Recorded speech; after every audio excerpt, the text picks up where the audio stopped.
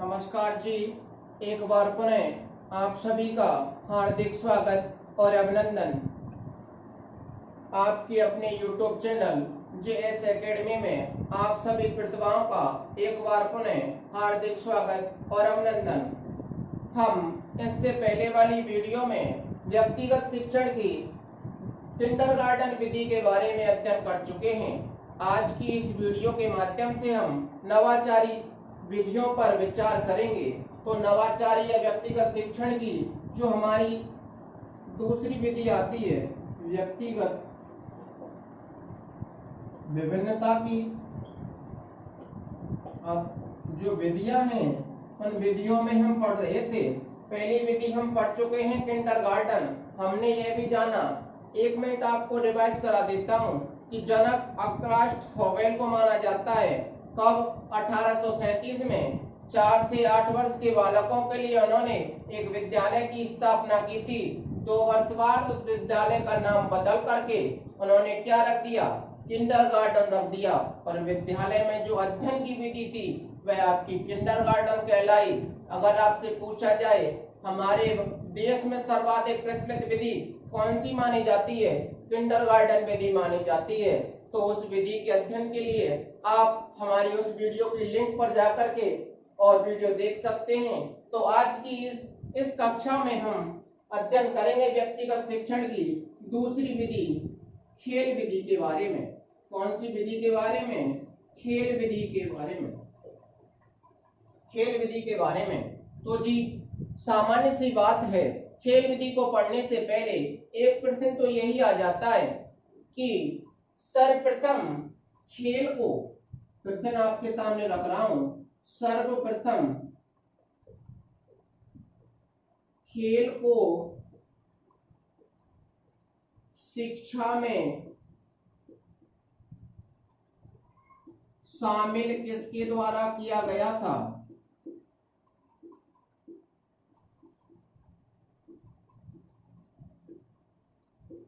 किया गया था। एक बार प्रश्न पुनः सुनेंगे कि सर्वप्रथम खेल को शिक्षा में शामिल किसके द्वारा किया गया था? तो जी विकल्प आपके हैं।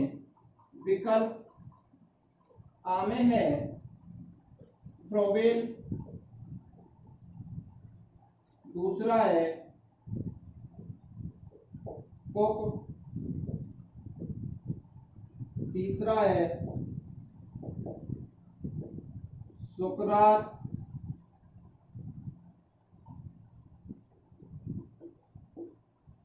प्लेटो। तो जी एक बार पुनः प्रश्न पर विचार करते हैं कि सर्वप्रथम खेल को शिक्षा में शामिल किसके द्वारा किया गया था? तो जी मैं आपको यह बता दूं, खेल को सर्वप्रथम शिक्षा में शामिल किया था प्लेटो के द्वारा। और खेल आधारित विधि जो बनाई गई थी सर्वप्रथम, वो बनाई गई थी फ्लोबेल के द्वारा। तो जी विधि बनाई गई थी फ्लोबेल के द्वारा। और इस विधि का, कौन सी विधि का? खेल विधि का जो सर्वाधिक विकास किया था वह विकास आपका किसके द्वारा किया गया था? हेनरी कोल्डवेल कुक के द्वारा सर्वाधिक विकास किया गया था।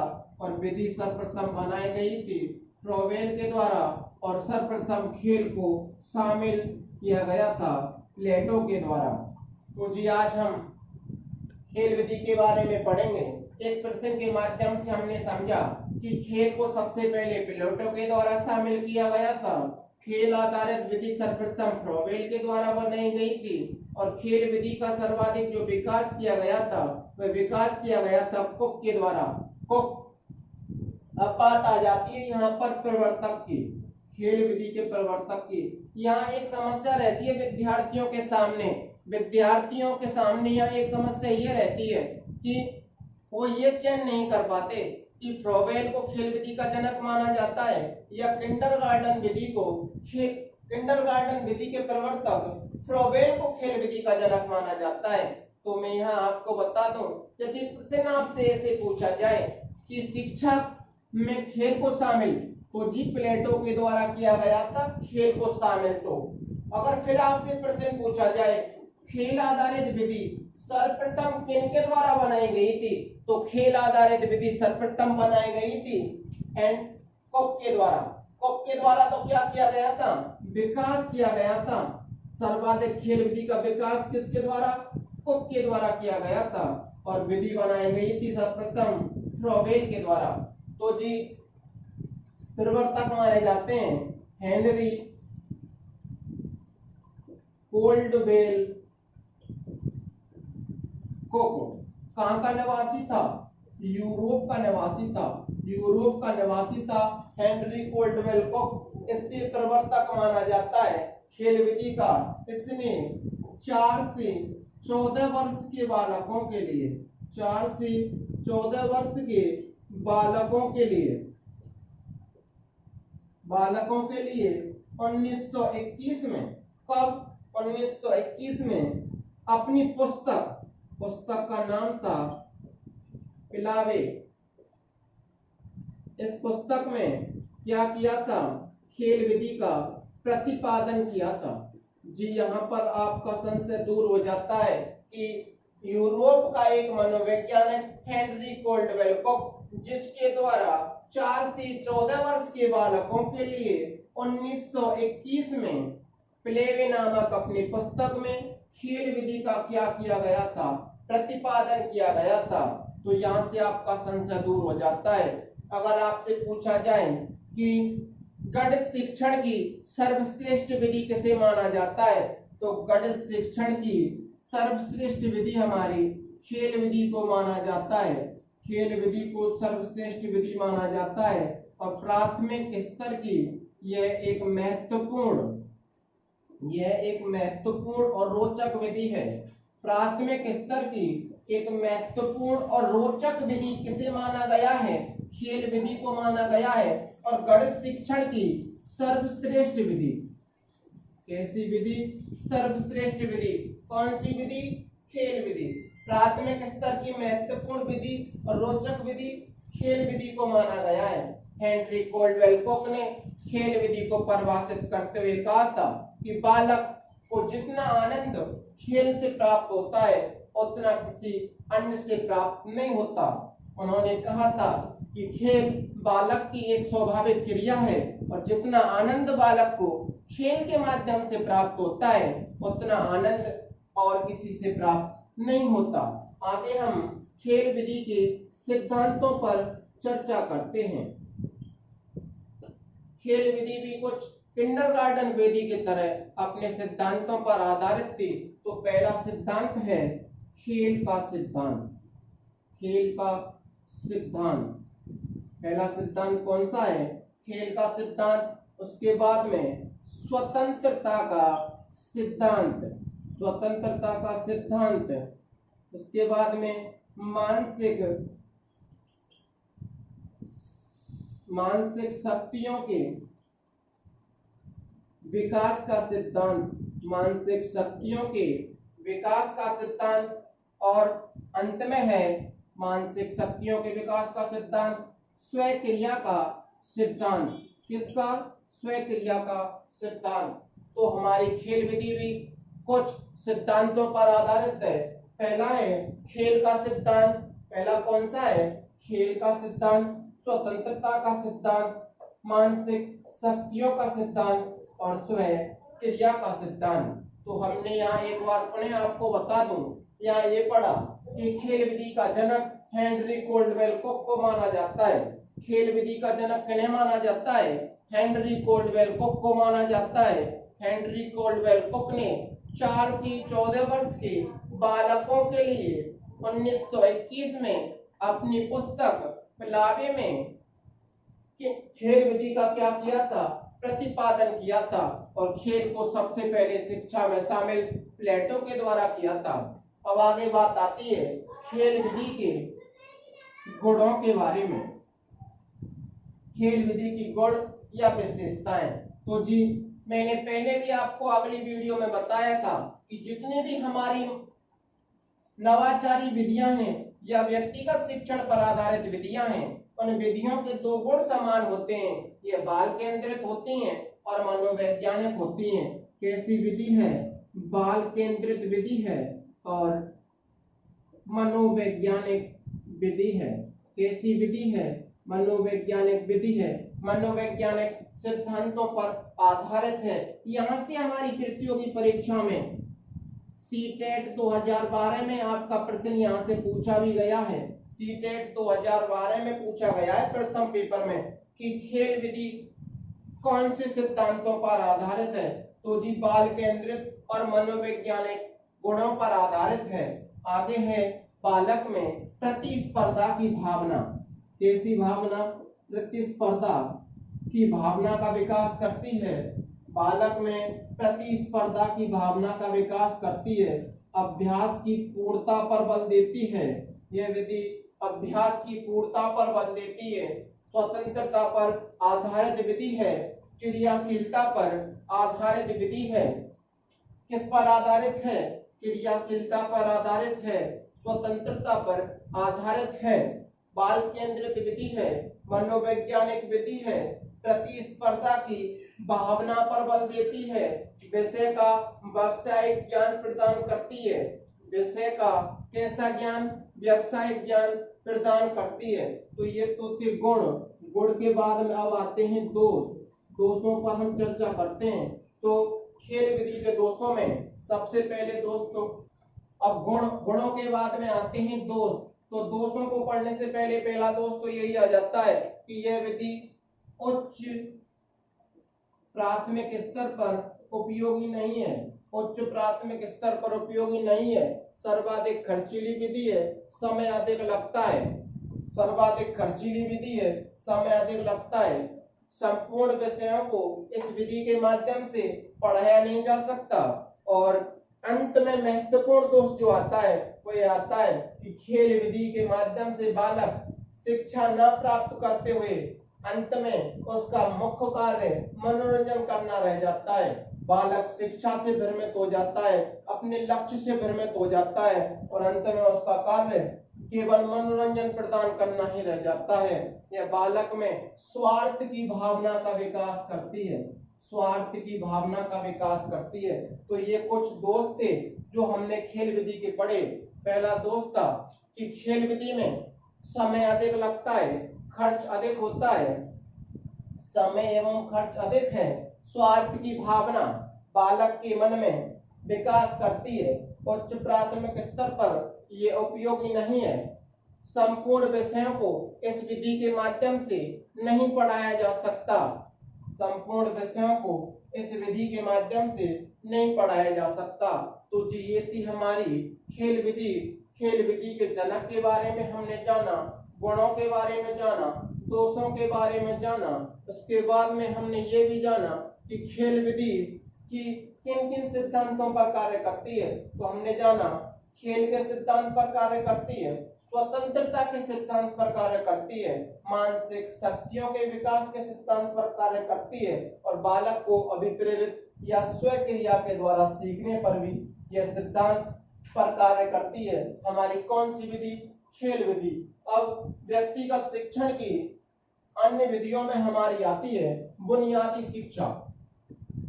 बुनियादी शिक्षा तो जी अगली जो हमारी व्यक्तिगत शिक्षण की विधियां हैं उन विधियों में अगले स्थान पर आती है बुनियादी शिक्षा। तो जी मैं आपको बता दूं बुनियादी शिक्षा, बुनियादी शिक्षा, बुनियादी शिक्षा का प्रवर्तक या जनक माना जाता है। जनक माना जाता है हमारे महात्मा गांधी, राष्ट्रपिता महात्मा गांधी को। गांधी जी को क्या माना जाता है? बुनियादी शिक्षा का जनक माना जाता है। और अगर प्रतिपादन की बात की जाए तो प्रतिपादन कब किया गया था? 1937 में किया गया था। कब किया गया था? 1937 में किया गया था। जनक महात्मा गांधी जी के द्वारा। कब? 1937 में। कहां? अगर स्थान की बात आपसे पूछी जाए तो वर्धा स्थान पड़ता है हमारे महाराष्ट्र में। महाराष्ट्र में वहां पर हमारी बुनियादी शिक्षा की नींव रखी गई थी। बुनियादी शिक्षा का प्रारंभ माना जाता है 1937 से। इनके द्वारा, गांधी जी के द्वारा वर्धा महाराष्ट्र में। अब यही आपसे बात कर लूं कि बुनियादी शब्द की बात कर लूं तो ये बुनियादी शब्द हमारा फारसी भाषा का शब्द है। किस भाषा का शब्द है? फारसी भाषा का शब्द है बुनियादी। बुनियादी जो शब्द है हमारा वह फारसी भाषा का शब्द है। इस बुनियादी शिक्षा को अंग्रेजी भाषा में हम बेसिक शिक्षा कहते हैं और हिंदी भाषा में हम इसे आधारभूत शिक्षा, क्या नाम देते हैं? आधारभूत शिक्षा। तो जी एक बार पुनः देखेंगे, फारसी भाषा का शब्द था बुनियादी शिक्षा को अंग्रेजी भाषा में कहते हैं बेसिक शिक्षा और हिंदी भाषा में नाम देते हैं आधारभूत शिक्षा। अब आपसे जो महत्वपूर्ण प्रश्न आपकी परीक्षा में पूछा जाएगा, या तो पूछा जाएगा कि बुनियादी शिक्षा का प्रारंभ कब हुआ था? 1937 में। जनक कौन थे? महात्मा गांधी थे। एक प्रश्न ये था कि बुनियादी शिक्षा में जो प्रवेश की आयु बालक की रखी गई थी वह प्रवेश की आयु कितनी थी? तो 7 से 14 वर्ष। 7 से 14 वर्ष बालक की प्रवेश की जो आयु थी वह 7 से 14 वर्ष रखी गई थी। और अन्य महत्वपूर्ण जो प्रश्न पूछा जाएगा वह प्रश्न ये भी बन जाता है कि बुनियादी शिक्षा में हमारे किस बात पर बल दिया गया था? तो बुनियादी शिक्षा में मैं आपको बता दूं, हस्तशिल्प के कौशल पर, हस्तशिल्प के कौशल एवं आत्मनिर्भर बनाने पर बालक को कुछ ऐसे गुण सिखाए जाएं जिससे वे अपना जीवन यापन कर सके। ऐसे एक बार प्रश्न पूछा भी गया है, प्रश्न विधियों से ही था। प्रश्न ये था कि मंदबुद्धि बालक को, ऐसे था, हस्तशिल्प कौशल का ज्ञान किस प्रकार के बालक को देना चाहिए? प्रतिभाशाली बालक, मंदबुद्धि बालक, सामान्य बालक और इनमें से कोई नहीं। तो मंदबुद्धि बालक और सृजनशील जो बालक होते हैं उन्हें हम हस्तशिल्प कौशल का ज्ञान देते हैं। यहाँ से हमारा प्रश्न बन जाता है। और एक महत्वपूर्ण प्रश्न हमारे जो बनते हैं वो बुनियादी शिक्षा के जो हमारे सिद्धांत होते हैं, बुनियादी शिक्षा विधि के जो हमारे सिद्धांत हैं उन सिद्धांतों पर ये कार्य करती है। वहां से हमारी प्रतियोगी परीक्षा में प्रश्न पूछे जाते हैं। एक बार मैं पुनः आपको बता दूं, बुनियादी शिक्षा से बनने वाला प्रश्न या तो बुनियादी शिक्षा के जनक से पूछा जाएगा। जनक आपको याद रखना है महात्मा गांधी, और एक याद रखना है आपको स्थापना कब की गई थी? 1937 में की गई थी। और एक बिंदु ये याद रखना है कि बुनियादी शिक्षा में बालक के प्रवेश की जो आयु थी वह कितनी थी? 7 से 14 वर्ष थी। बल किस पर दिया गया था? हस्तशिल्प और बालक को आत्मनिर्भर बनाने पर बल दिया था। आगे बात आती है सिद्धांतों में। तो सबसे पहला आता है निःशुल्क एवं अनिवार्य शिक्षा। पहला सिद्धांत तो यही आता है कि प्रत्येक बालक जो शिक्षा से वंचित है उसे निःशुल्क रूप से, अनिवार्य रूप से क्या दी जाए? शिक्षा दी जाए। शिक्षा का जो माध्यम है वह मातृभाषा हो। बालक के घर परिवार में बोले जाने वाली, समाज में बोले जाने वाली भाषा या मातृभाषा को माध्यम बनाया जाए। दूसरा था जन सामान्य की शिक्षा हो। जो व्यक्ति निवास करता है, जनसाधारण में निवास करने वाले प्रत्येक व्यक्ति को शिक्षा प्राप्त हो, शिक्षा से कोई वंचित ना रहे। अगला सिद्धांत है सामाजिकरण की शिक्षा। सामाजिकरण की शिक्षा। अगला जो बुनियादी शिक्षा का जो सिद्धांत माना गया था वह था हस्तशिल्प कौशल की शिक्षा। और अंतिम जो सिद्धांत है वह हमारा है आत्मनिर्भरता के गुण का विकास। बालक में आत्मनिर्भरता के गुण का विकास करें, ये थी हमारी बुनियादी शिक्षा। एक बार पुनः बुनियादी शिक्षा पर प्रकाश डालेंगे तो जनक था महात्मा गांधी। किसका? बुनियादी शिक्षा का। प्रतिपादन कब किया था? 1937 में किया था। कहाँ किया? वर्धा, महाराष्ट्र में किया गया था। बुनियादी शब्द किस भाषा का है? फारसी भाषा का है। अंग्रेजी में बुनियादी शिक्षा को बेसिक शिक्षा नाम से जाना जाता है। हिंदी में बुनियादी शिक्षा को आधारभूत शिक्षा के नाम से जाना जाता है। और बुनियादी शिक्षा में प्रवेश की जो बालक की आयु थी वह 7 से 14 वर्ष रखी गई थी। बुनियादी शिक्षा में बल दिया गया था हस्तशिल्प के कौशल और बालक को आत्मनिर्भर बनाने पर। अब बात आ जाती है जहां से हमारी प्रतियोगी परीक्षा में प्रश्न आएगा, वह है बुनियादी शिक्षा के सिद्धांत।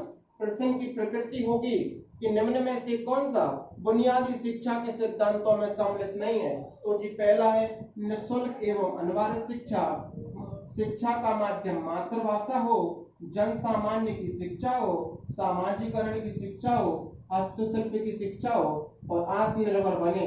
तो जी हमने आज की इस कक्षा के माध्यम से बुनियादी शिक्षा और इनके बारे में अध्ययन किया, व्यक्तिगत शिक्षण की विधियों के बारे में।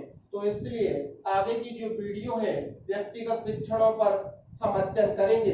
तो जी मैं आपको यहाँ बता दूं, हमारी आने वाली वीडियो में जल्दी से जल्दी आपको यहाँ पर हिंदी शिक्षण की विधियां, संस्कृत शिक्षण की विधियां तथा साइकोलॉजी की विभिन्न वीडियोज आपको मिल जाएंगी। तो आपसे यही अनुरोध है कि ज्यादा से ज्यादा चैनल को लाइक करें, शेयर करें और कमेंट्स करें। धन्यवाद।